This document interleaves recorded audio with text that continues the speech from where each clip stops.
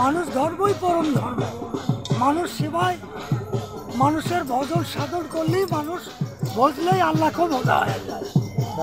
হ্যাঁ, আমার ক্ষুদ্রতম জ্ঞানের চাইতে এ পর্যন্তই আপনাদের কাছে। আপনি ইবাদত করেন কোথায়? আমার ইবাদত আমি আমার নিজের ভেতরেই করি। আমার নিজের ভেতরেই মন মসজিদ আছে, আমি সেখানেই করি। আমার মসজিদটাই যদি ভালো না হয় তাহলে মানুষ সে কোনোদিনে আল্লাহর ঘর বানাতে পারে? মসজিদ আল্লাহর ঘর না? আমার বড়পুর জগতের লোক মসজিদ আল্লাহর ঘর শরীয়তের ভিতরে আছে, কিন্তু আমি ওইভাবে মানি না। আল্লাহর ঘর মানুষে কেমনি বানায়? আল্লাহর ঘর কোনোদিন মানুষে বানাতে পারে? ওখানে থাকতে পারে সুদখোরের টাকা, ঘুষখোরের টাকা, একজন জুয়াড়ুর টাকা, একটু হেরোইনখোরের টাকা, একটা মদখোরের টাকা, একটা গাঁজাখোরের টাকা, সবার দিয়ে একটা মসজিদ গঠন হয়। নবীর শিক্ষা করো না ভিক্ষা, সেই ভিক্ষা করেই তো মসজিদের ভিত্তি স্থাপন হয়। তাহলে ওই ঘর আল্লাহ কেমনি বানায়? ওটা মানুষ বানালো ঘর, সেটা আল্লাহর ঘর কেমনি হয়? মসজিদ ঘরে আল্লাহ থাকে না? না, সরার মৌল না মসজিদ ঘরে আল্লাহ থাকে না। সে আল্লাহর ঘরটা কুটি, সেটাকে যাচাই বাছাই করা লাগবে।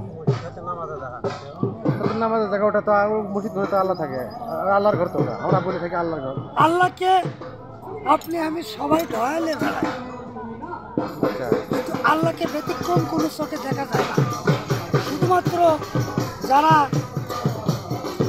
আল্লাহ আনুষঙ্গিকে রাসূলের হাত ধরে বায়ের ধারি, যারা শুধুমাত্র এরাই আল্লাহর ব্যতিক্রম জিনিসগুলো দেখতে পারে, কিন্তু এর ব্যতিক্রমে কেউ কিছু দেখতে পারে না।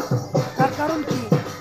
রাসূল পাক যখন উপতরণ করে আর শরীয়তের লোক কয় যে রাসূল মারা গেছে, কিন্তু আমরা তো মারা যাওয়ার কথা কই না।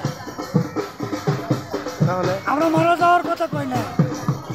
রাসূল, অলি আউলিয়া, গাউস কুতুব এদের মরণ নাই, এরা মরে না, এরা কায়াধারী ব্যক্তি। এরাই যদি মারা যায় তাহলে পৃথিবীটার উপর থাকে কি? এরা মরে না তো। যদিও মারা যায় তাহলে এরা যদি মারা যায় শরীয়তের লোকে কয়, শরীয়তের মৌলানা কয়। যদিও এরা মারা যায় তাহলে তুমি আমি কি জন্য মসজিদে মানুষ করি? বা আল্লাহ তুমি আমার একটা ছেল দাও, সন্তান দাও, আল্লাহ দিয়েও দেয় তো তাই। তাহলে আল্লাহ মারা গেল কুটি, আর তারাই মারা গেল কুটি। মানেন না? হযরত মুহাম্মদ সাল্লাল্লাহু আলাইহি ওয়াসাল্লাম মানি। হযরত মুহাম্মদ সাল্লাল্লাহু আলাইহি ওয়াসাল্লাম কিসের তৈরি? তিনি একজন, তিনি তো নূরের তৈরি। ভুল হলো না এটা? না, মাটির তৈরি না? আমার লালতি পাগল কয় সে তিনি নূরের তৈরি, কিন্তু অন্য পাগল কোথাও পারে সে মাটির তৈরি বা তারা বলতে পারে। কারণ নানান রকমের কথা বলতে পারে, কিন্তু আমি পাগল এই কথা আমি কোনো জিনিস যে আমার রাসূল কাদর তৈরি, মাটির তৈরি, এটা আমি বলবো না। কোনো কি বলবেন? আমি বলবো সে নূরের তৈরি, সেও নূরের থেকেই তৈরি। সে কোথায় আছে? সেই নূরটা এই মানুষের ভেতরেই আছে। নূর এমন একটা জিনিস, নূর সম্বন্ধে বহু কথা আছে। নূর এমন কোনো জিনিস নয়, হাতের কোনো পণ্য নয় যে তুমি সহজেই সেই নূরটা এক জায়গায় খরচ করতে পারো, এটা করা যাবে না। রাসূলের শিক্ষা করো না ভিক্ষা, ভিক্ষা করে তুমি মসজিদ ঘর তৈরি করে স্বল্প লাগে যে ভিক্ষা করছো, করে টেরে করছো, এটা আল্লাহর ঘর কেমনি হয়? আমি বুঝি না।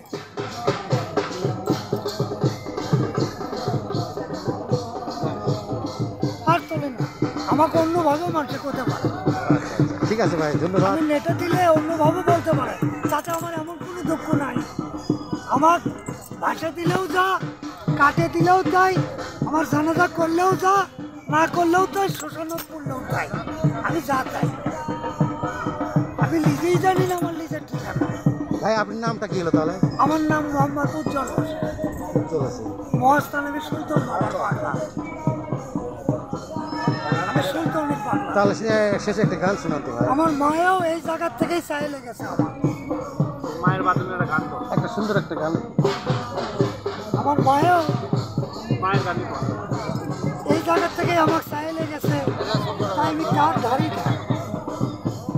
কখন সাই অটল রূপে বারাম দেয় রসে রসিক না হলে কে গো জানতে পায় রসে রসিক না হলে মনসুরাটা সেই নাগর তলে আসে তলেই যায় লালন কয়ে সব কাজে উচ্চ মনের কার্য নয় রসে রসিক না হলে কে গো জানতে পায় রসে রসিক না হলে এই পর্যন্ত।